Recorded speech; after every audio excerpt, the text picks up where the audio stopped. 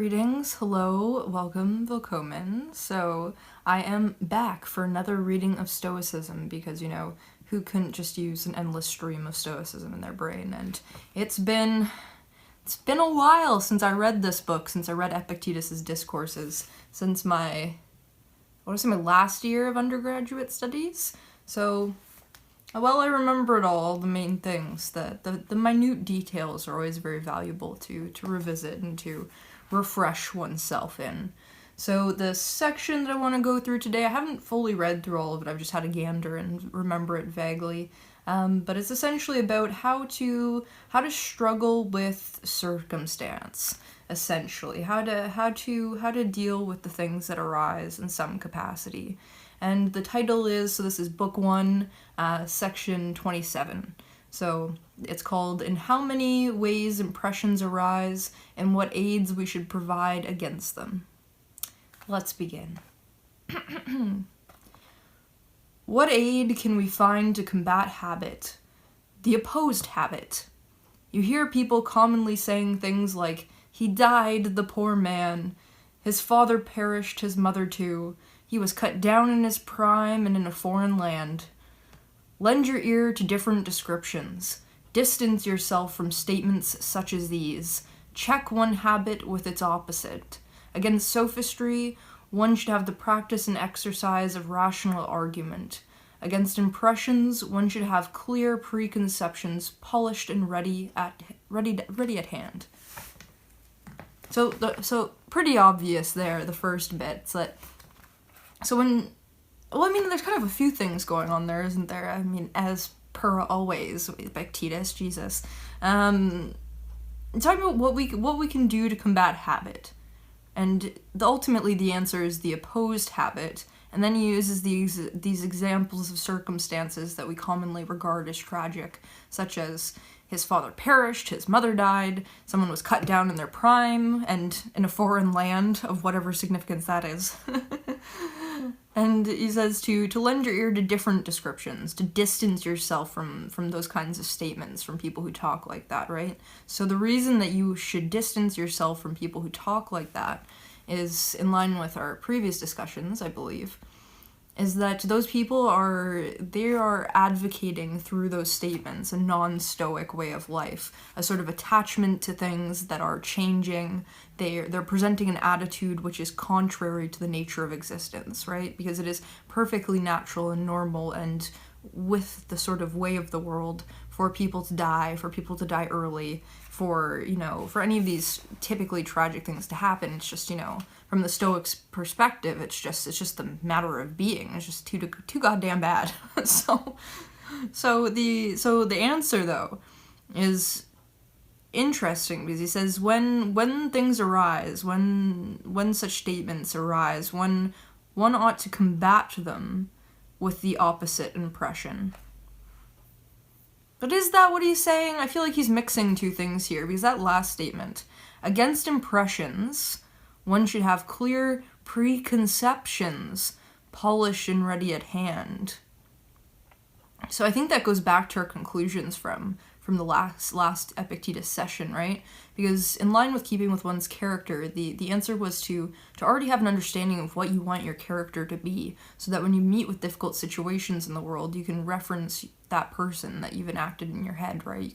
You can reference who you want to be, and from that, whoever you want to be, what, in responding to an environmental circumstance or something happening in the world, what would be in line with your character, and that's the way you ought to act. So I think what he's saying here is that when these typically tragic circumstances arise, one should have your preconceptions, so your ideals that you've already understood about these things, ready at hand to grab onto, so that if someone were to die, well, yes, you'd be sad for the loss, but you'd ultimately understand, by virtue of your preconception, that, well, that's just the way of things, it's just the nature of the world, so not worth it to shed too many tears.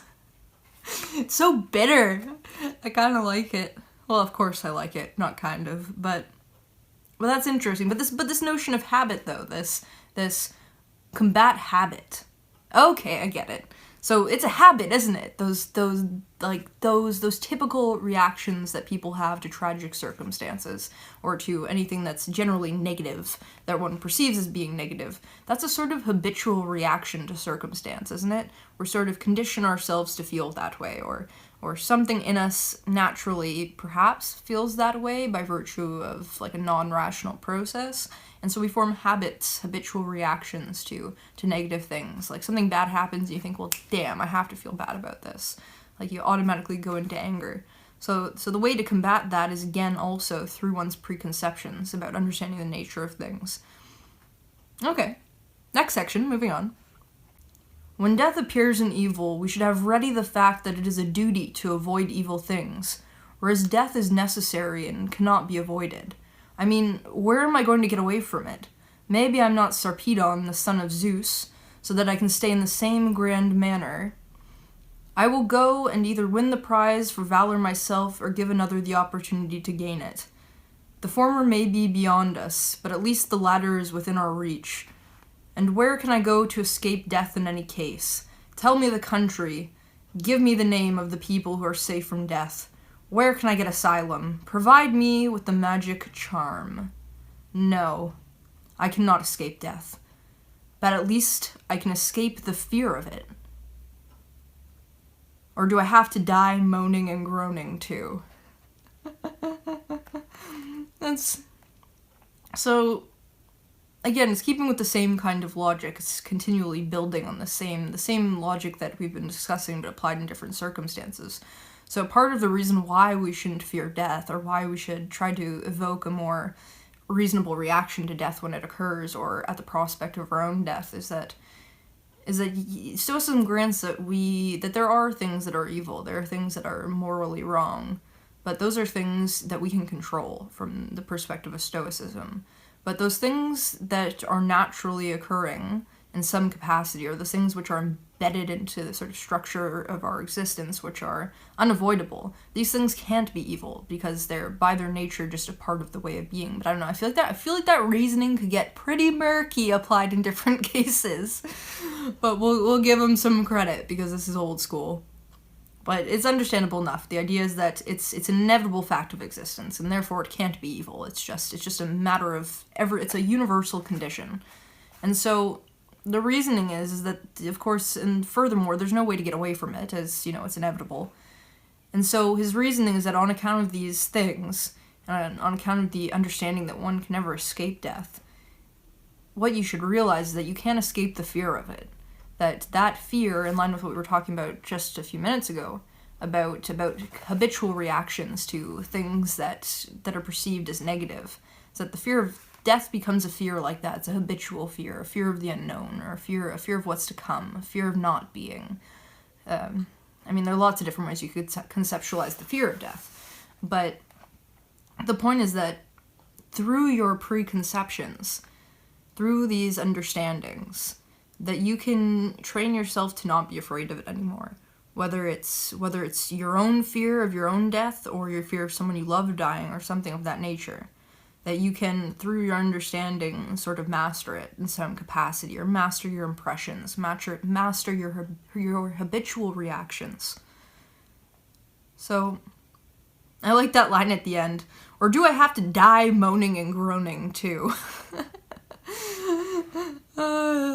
It's funny. Let's continue. Passions stem from frustrated desire. So if I am able to shape conditions to suit my wishes, I will do so. But if not, I am ready to maul anyone who stands in my way. What? Passions stem from frustrated desire. So if I am able to shape conditions to suit my wishes, I will do so. But if not, I am ready to maul anyone who stands in my way. Seems kind of out of line with Stoicism. Just maul someone. It's like rabid animal. Okay, let's see where we're going with this. People by nature cannot endure being deprived of the good or meeting up with evil. And if, in the end, I can't alter circumstances or tear to pieces the person who prevents me, then I sit and bawl, abusing everyone I can think of, including Zeus and the other gods. But if they do not look after me, why should I care about them? But you will be blasphemous. Well, what punishment could they devise in that case that would make my situation worse? Remember that, as a rule, unless piety and self-interest can be reconciled, piety cannot be preserved. Don't you find that convincing? So I think I grasp what's happening here. I mean, in terms of the passions stemming from frustrated desire, I'm not sure about that one. I'll leave comments. What do you think about that statement? That passions stem from frustrated desire. I'm not sure, and I don't feel like analyzing that, so we're gonna continue. But the main point of this passage, of course, I think is again a play on that the habitual ways in which people typically react to things, right? It's that people have this habitual reaction to not being able to achieve, a negative habitual reaction to not being able to achieve what's good, and yet they also have this negative habitual reaction to having something bad happen to them. And when they can't alter their circumstances, or they can't maul the person responsible who stands in their way, people sit and they cry, or they abuse everyone they can think of, including Zeus and the other gods. So when you scream out, "God damn it," or, Jesus Christ, Mother Teresa, whatever it is, the point is that the typical reaction is to instead of being, rational about the process and understanding it, that one has this sort of sense of entitlement that things ought to be going my way, and that since I'm the center of my own world, when my world is not going the way I want it, I can't help but be, completely engrossed by these happenings. But again, the point is that one ought to take up an approach towards them which is rational.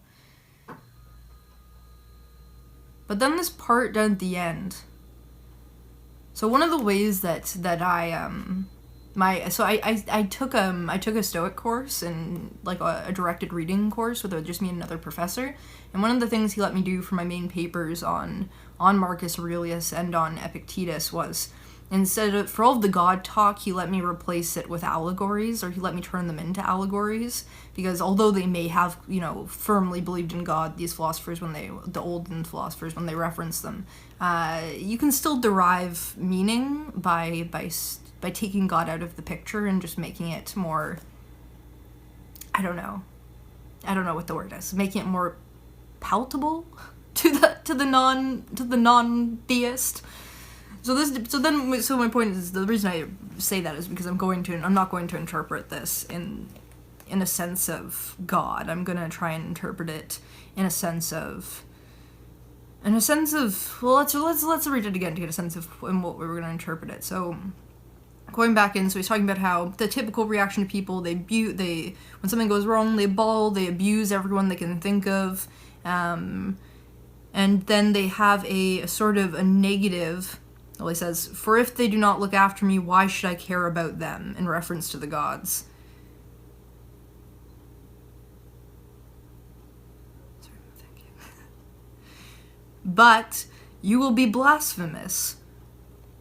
Well, what punishment could they devise in that case that would make my situation worse?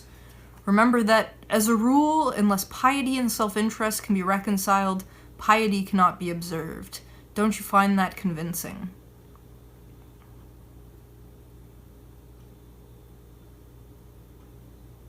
So I think the idea is, well, at the bottom, he's clearly saying that piety, so a respect for, instead of God, we'll replace it with piety is the respect for the nature of things, the circumstance of the world, whatever forces that be outside of you which are unbeknownst to you, a sort of respect for the nature of things. Saying unless one can reconcile that kind of respect with one's self-interest,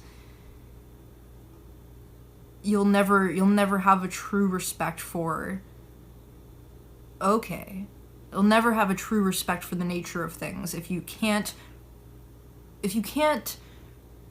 sort of rationalize your own processes, right? Like, if you can't It's okay. How do I put it? So if you can't change your behavior, right? If you can't go from bawling and abusing, calling out, cursing the universe when something goes wrong, if you can't learn to sort of get that under control, if you can't learn to understand that that's just the nature of things, well, then you'll never be in a state of really contentment. Like, you'll never be in a state of sort of, what is the word I'm looking for? You'll never be in a state of sort of continuity with the nature of things. You'll never be in a respectful alignment, that is. You'll never be in alignment with the way that things are in such a way that you're content, and that, you know, there's a peaceful sort of continuity between you and the nature of your experience and of the world, so that you must find some way to reconcile those two things, your own self-interest and your understanding that your self-interest can't always be served. Very good, let's continue.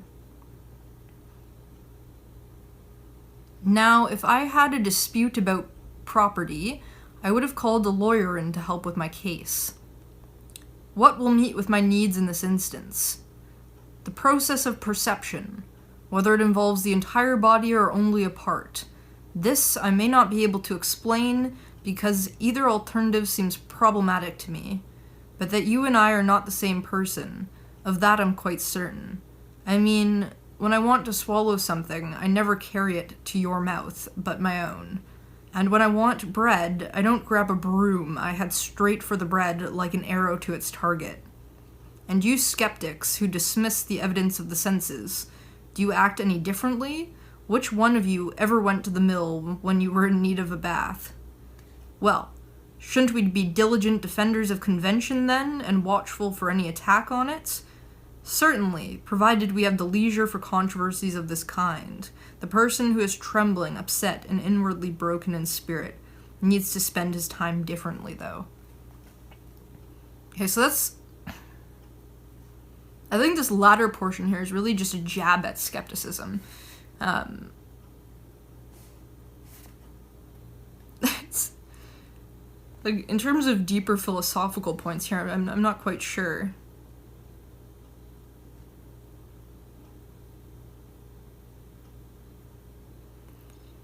Well, I guess the way that we could put it is relative to your life, right? So skepticism about the external world, skepticism of that kind I think it can be very enlightening for just philosophical reflection, but if you actually take up a purely skeptical attitude, like if you firmly believe that and think about it all, to have it sort of lace your interactions with reality, like if you need a reference to skepticism, check out my skepticism video. But I think that if you were to let that become too all-encompassing, it could probably lead you into not a very great state, right? Like a sort of confused state, wherein you're not really sure what's right or what's wrong, or if there is such a thing or as right or wrong, or if you would fall into complete nihilism. Like, I think one of the things that's dangerous about skepticism in terms of your personal life is that it can lead you into a very deep apathy. I feel that I've been led into a fairly deep apathy in my younger years when I was learning about Stoicism. And so I think what they're saying here is that it's just not useful to you on a personal level, that you have perceptions. The processes of your perceptions is how you sort of guide yourself through the world, and you're in the world no matter what, so you need to use your processes of perceptions and ultimately not doubt them, but use them as a trusted guide. And his other points too is just, I guess just making like a bit of a mockery of skepticism.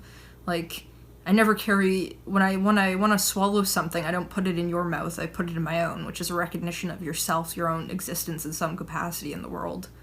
And when I want bread, I don't grab a broom, because what he's saying there is that things are quite distinct. Like, you can make determinations in the world, right? Like, if you can discern what something is, and by your discernment of what something is, you can realize it in the world, you can take it from the world, you can point it out, pick it out, it's there, and you grab it, and you know what it is. And he says, do you act any differently? So that's a bit of a challenge to the skeptics there. It's like, well, if the external world's so questionable, why is it that you know how to put food in your mouth? It's funny.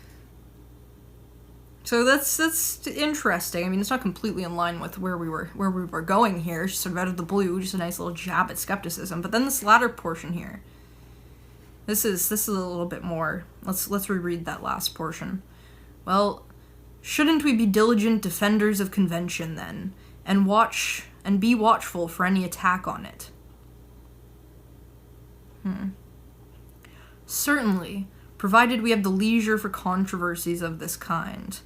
The person who is trembling, upset, and inwardly broken in spirit needs to spend his time differently, though. I see. Okay, I see where we're going. I see what's happening. So he's talking about this controversy. He brings up the skeptics, and he's talking about the skeptics, and then he moves into asking this question about defending convention, defending things in the world, or just to defend anything, to keep a watchful eye out for defending things. And someone asks, well, should we be watchful for an attack on things that we care about, or things such as what Epictetus is defending, which is not skepticism? And he says, well, yes, you should be concerned with controversies, things in the world that are happening which are, debatable or what have you. You should be attendant to such things when they arise in the world, but only if you have the leisure for them. And then I think the meaning of that is contained in that last sentence, right? The person who is trembling, upset, and inwardly broken in spirit needs to spend his time differently, though. The point there is that you can't expect, or you ought not, to go out into the world and to deal with controversies and try to deal with happenings and, arguments and things going on when you yourself are a person who's trembling or upset or inwardly broken in spirit and capacity in some sense.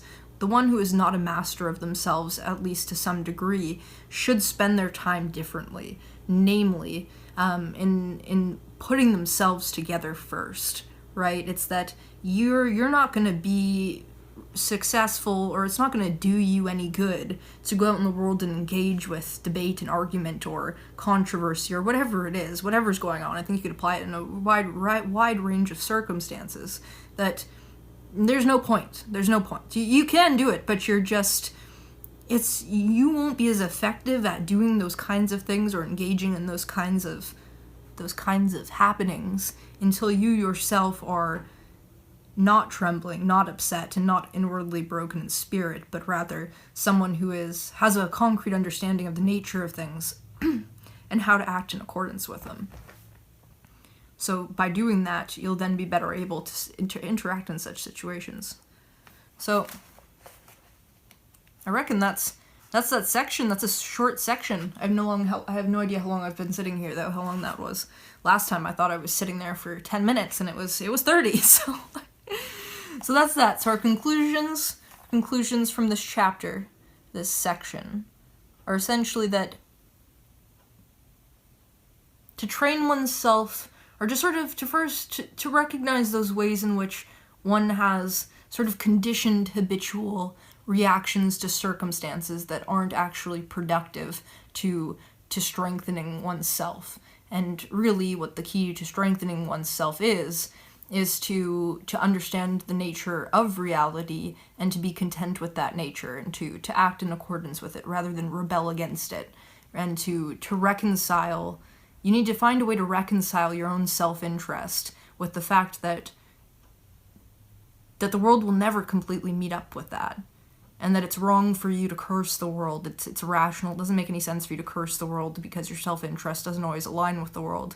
But rather you have to accept those things that are outside of your control, and rather than be broken by them, rather than to sit and bawl and to curse Zeus, what you ought to do is to turn inward, and when those circumstances arise, to sort of examine yourself and figure out how you can strengthen yourself. All right. Cool.